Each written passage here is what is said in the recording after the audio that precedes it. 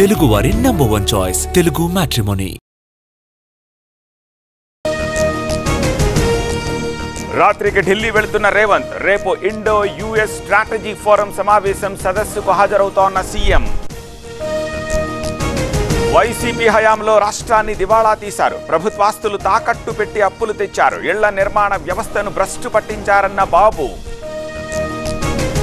16 నెలల్లోనే 3 లక్షల ఇళ్లు పూర్తి చేశాం. జగన్ మాత్రం శంకుస్థాపనలు చేసి వదిలేశారు. 7,500 కోట్లు దోచుకున్నారన్న అనగాని. ప్రైవేటీకరణ వద్దంటూ కోటి సంతకాలు. లోకేష్ మెప్పు కోసం పోలీసుల ప్రయత్నాలు. కావాలనే ర్యాలీని అడ్డుకున్నారన్న అంబటి.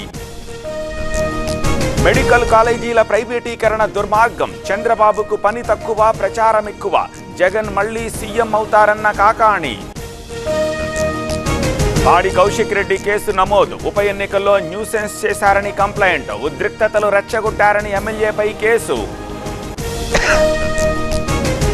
వెలిగొండ ప్రాజెక్టు పనులు పరిశీలించిన నిమ్మల. అధికారులపై మంత్రి ఆగ్రహం. ప్రభుత్వం మారినా తీరు మారలేదని మండిపాటు. కొండూరులో టీడీపీ కార్యక్రమం. వివిధ కమిటీలకు ఎంపికైన నేతల ప్రమాణం. ఆలపాటి రాజా, అశోక్ బాబు హాజరు. దోర్నాలలో విధుల పట్ల బీఆర్ఓల నిర్లక్ష్యం. షోకాజ్ నోటీసులు ఇవ్వాలన్న మంత్రి. ఎంఆర్ఓకు ఆదేశాలు జారీ. సిఐఐ భాగస్వామ్య సదస్సుకు విశాఖ ముస్తాబు. ఈ నెల 14, 15వ తేదీల్లో జరగనున్న సమ్మిట్.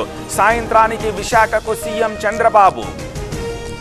నెల్లూరులో మంత్రి నారాయణ పర్యటన. ప్రభుత్వ పాఠశాలల్లో ఆకస్మిక తనిఖీలు. ఆధునికీకరణ పనులు చేపట్టాలని ఆదేశం. మంత్రి తుమ్మల ఆకస్మిక తనిఖీలు. సమయానికి విధులు రాని ఉద్యోగులపై అసహనం.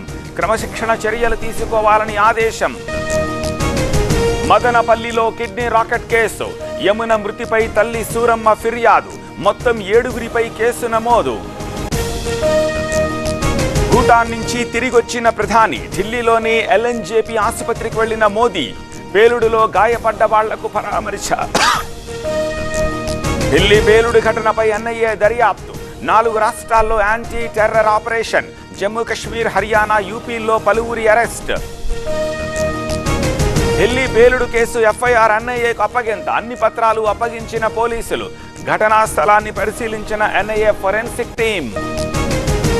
అల్ ఫలాహ్ వర్సిటీలో ఎన్ఐఏ సోదాలు. ఉగ్ర డాక్టర్లతో సంబంధం లేదన్న యూనివర్సిటీ. ఎలాంటి రసాయనాలు నిల్వ చేయలేదని క్లారిటీ. ఎగ్జిట్ పోల్స్ పై విరుచుకుపడ్డ ఆర్జేడీ. మైండ్ గేమ్ ఆడుతున్నారన్న తేజస్వి. తమ కూటమి గెలుస్తుందని ధీమా.